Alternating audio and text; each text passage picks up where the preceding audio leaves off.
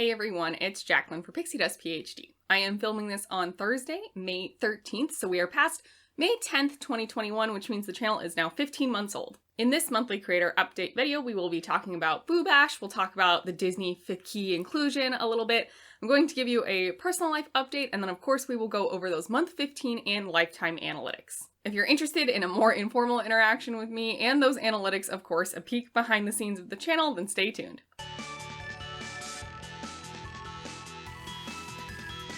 Hey everyone, if you are new here, my name is Jacqueline, and on this channel we mostly talk about Disney Vacation Club and Walt Disney World. Once a month though, I do this monthly creator update series where I kind of talk about whatever I feel like, and then we take a peek behind the scenes of the channel and look at some key analytics. Being a small YouTuber myself, this is my way of giving back to the community. I also do enjoy these sort of more casual sit-down ranting videos to interact with all of you lovely folks rather than most of my videos are pretty formal and scripted, very information-heavy driven. If you are new here, please be sure to hit that subscribe button. You can also ring the bell icon to receive notifications whenever I post new videos.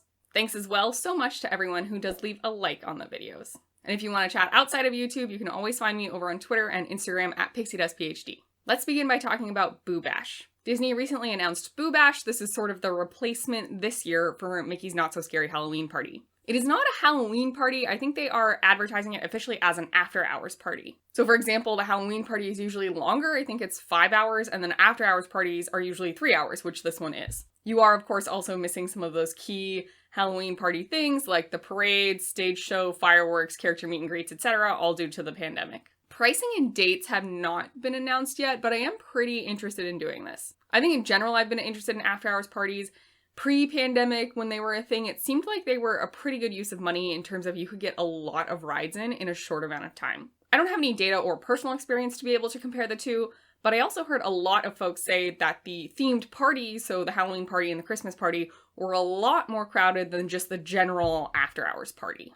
Tickets go on sale next month, I believe, so I hope we get new details soon. For all I know, details will be released between me filming this and me posting this, but who knows. Essentially, I think this could be a really good solution to my problem of not getting to the Magic Kingdom until a full week into my vacation. So for example, if they are having Boo Bash on that first Tuesday night or Wednesday night that I'm down in Orlando, it would be a pain to get to the Magic Kingdom because if we have a car, then we have to go park at Transportation and Ticket Center and then take the monorail or a bus or the boat over into Magic Kingdom, which is a pain if you ask me.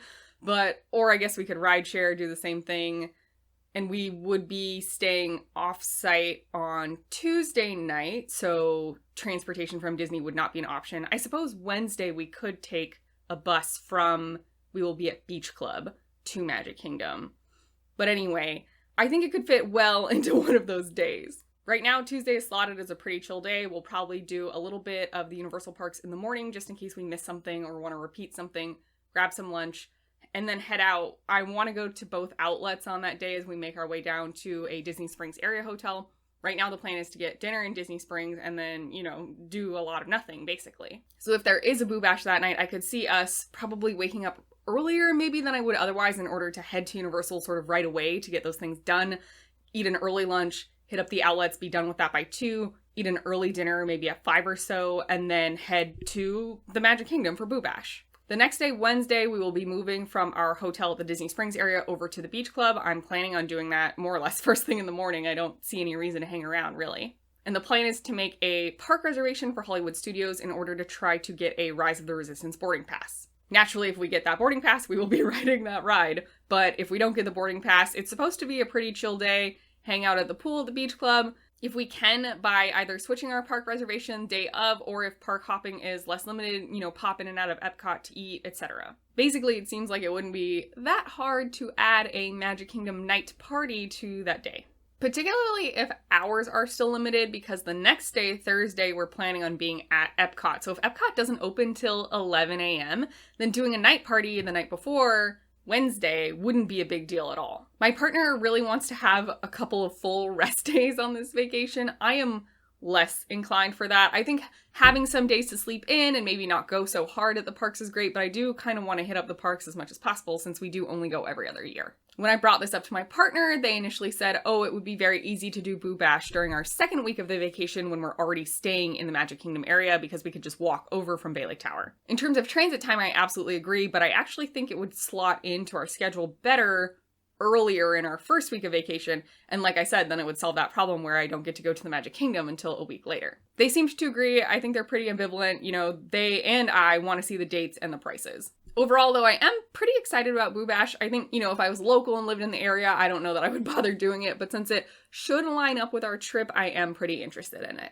Moving on, let's talk about Disney's fifth key now, inclusion. Specifically, I believe in the last month they announced that the Disney look is being relaxed. The Disney look is the standards that all the cast members are held to in terms of their physical appearance. Things like your hair, your nails, all of that. The new Disney look is a lot more gender inclusive. It's more relaxed. You can have small tattoos, for example. You can wear earrings. There was a lot of backlash about this online, and honestly, I think it's important to remember that cast members are also human beings. They are people with lives, and they should absolutely be allowed to express themselves however they feel most comfortable.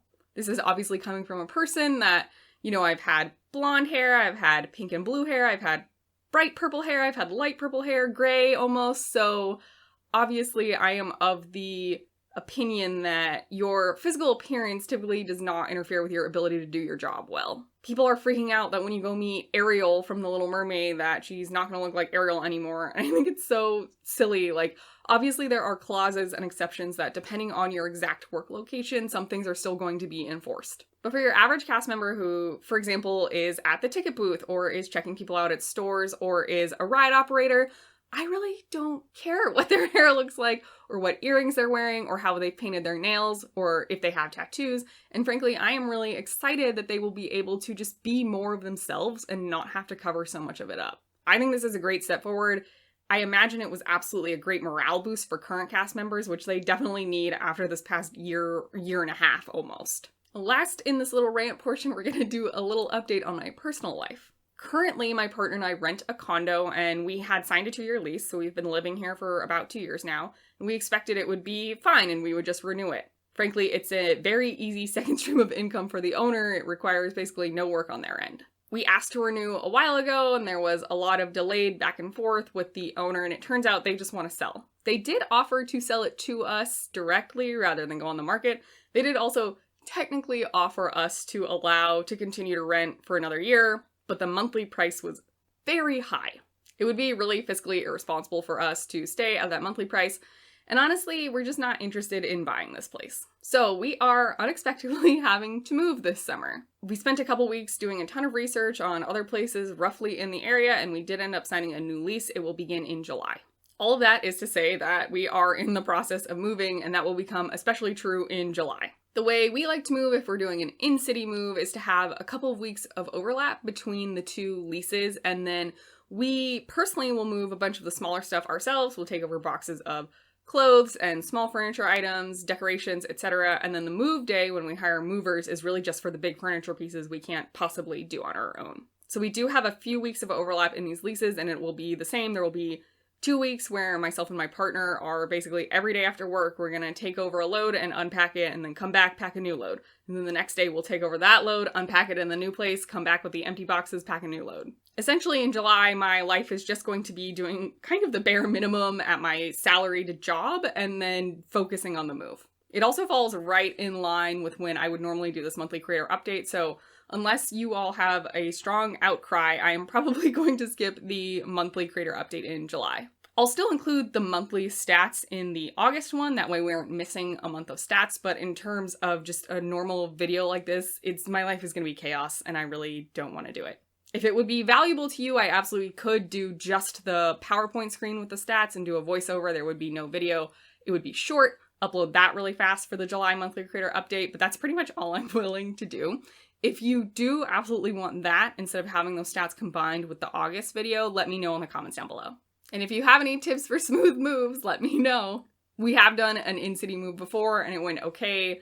It's just always a pain. Moving is never fun. It's even a good move no one wants that, especially because we weren't even planning on moving this year. That also being said, I am trying really hard in the next month or so to get super far ahead on the vlog so I can still continue to post weekly videos. But depending on how that goes, honestly, it might not happen and we might miss a week there in July, maybe 2 weeks. I really am hoping not. I think it's very important to still post regularly to keep up the momentum, but I'm just warning you all that that may happen.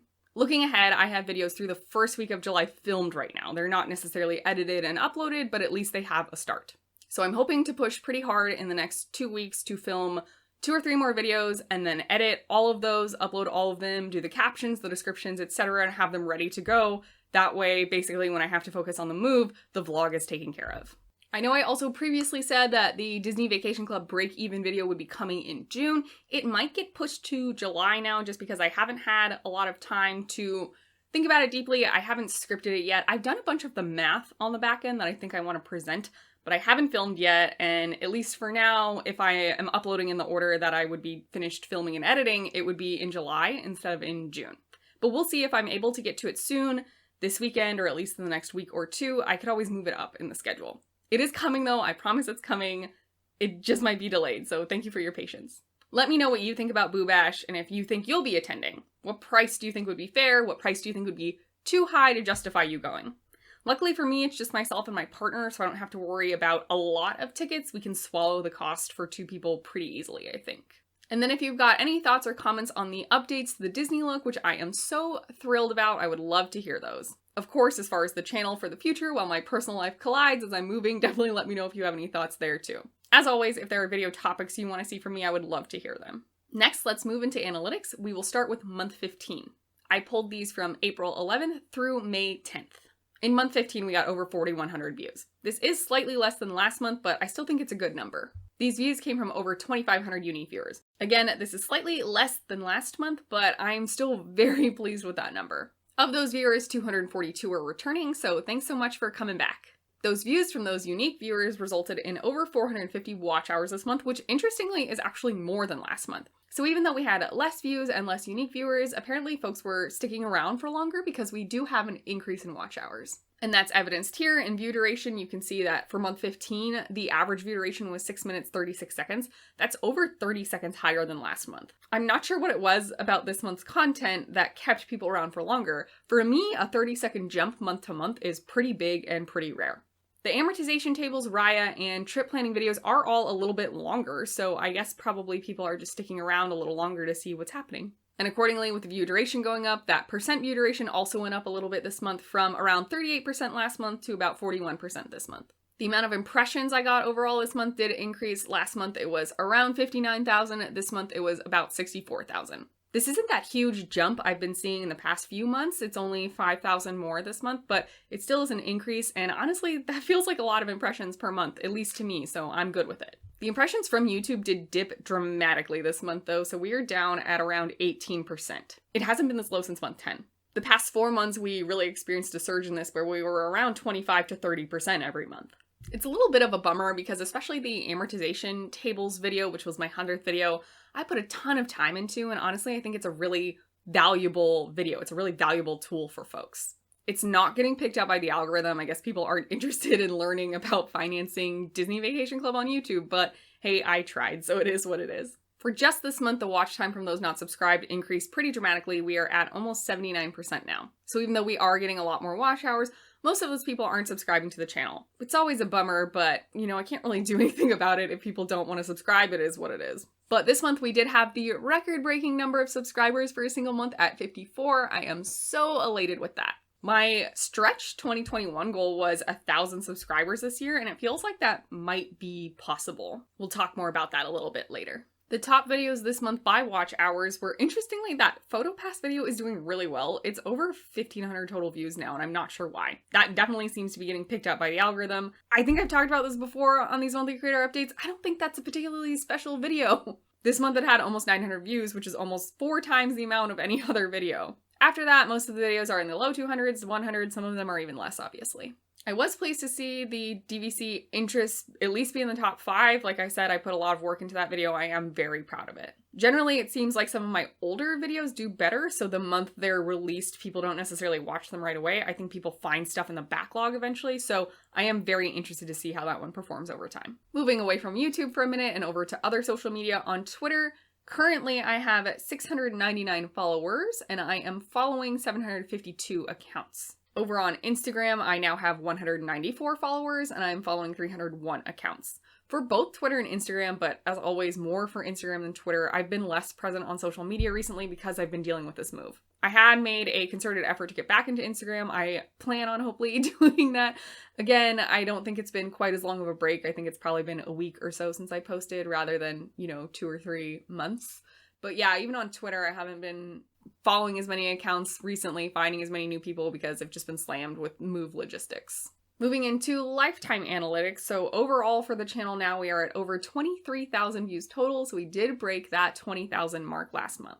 Hopefully next month we'll break the 25,000 mark. It definitely seems achievable in my opinion. This has resulted in over 2,300 watch hours, so similarly I'm hoping that we will hit over 2,500 watch hours next month.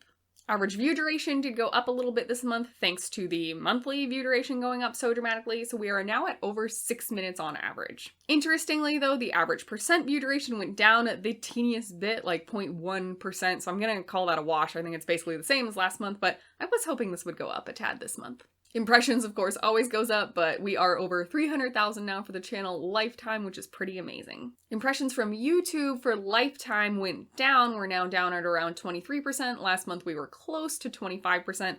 That's not surprising considering that the monthly amount of impressions from YouTube was dramatically lower this month than last month. Watch time from those not subscribed this month also increased, which in this case is bad. You want it to be lower, so we're over 70% now. It's not that much higher than it was last month, but this one always is a bummer to me. Getting folks to subscribe is very difficult. I'm not really sure why that is. In better news though, we are at 418 subscribers lifetime, so we broke 400. That's so exciting to me. I definitely think we could get 450 next month. We'll have to see. Back to earlier, I mentioned my stretch goal would be 1,000 subscribers by the end of 2021. I also made sort of a more realistic goal of 600 to 650 subscribers. There are 7 months left in the year, so if I continued to get 40 to 50 subscribers every month, we would definitely break that 600, 650 number. That would not get us to 1,000 though. The same pace of subscribers that we've been seeing the last couple of months would get us to, 700 or 750 by the end of 2021. That being said, I do hope that there is momentum and,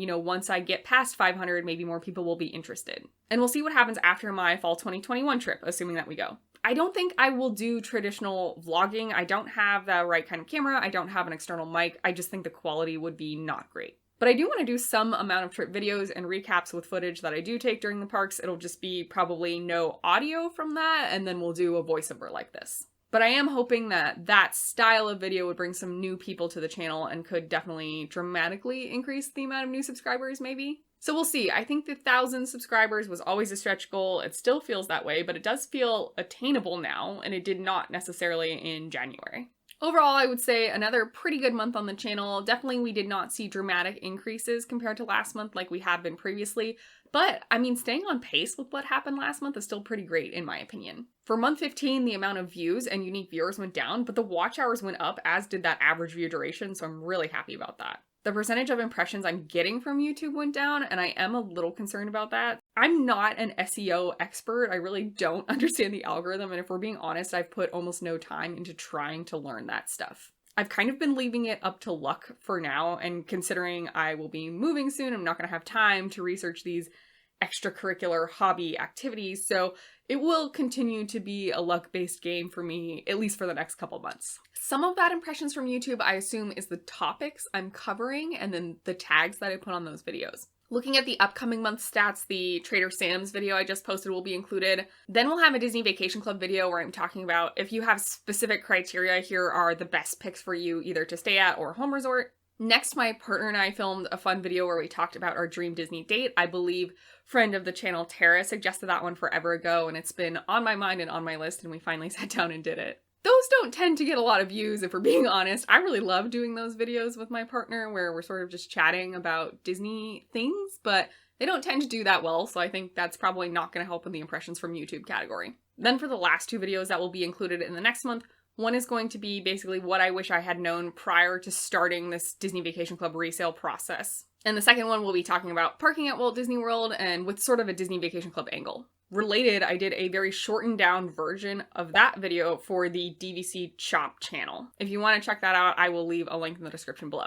DVC Shop is not sponsoring me. We're not, officially tied in any way. I'm basically doing freelance work for them. Those videos are meant to be quite short. They want them to be 3 to 5 minutes, little bite-sized things. My videos are going to continue to be a little bit longer, a little bit more in-depth, get you a higher level of detail. But you probably will start to see some overlap in topics between what I'm doing on this channel or what I've already done on this channel and then what will go up over on DVC Shop. So that's a look at the content for the month ahead. I am hopeful that some of those, particularly the Disney Vacation Club videos, will do better with getting impressions from YouTube and bring that metric back up, both for the next month as well as lifetime for the channel. It's been nice chatting with you in this informal setting. I hope you enjoy these behind-the-scenes looks at the channel analytics. If you've got any questions, comments, suggestions, etc. for analytics, definitely let me know in the comments down below, and I'm excited to hear what you think about Boo Bash, that Disney inclusion fifth key, particularly with regards to the Disney look, and then if you have any tips for moving, I would love to hear them. I hope the rest of your day is magical, and we'll see you real soon at Pixie Dust PhD.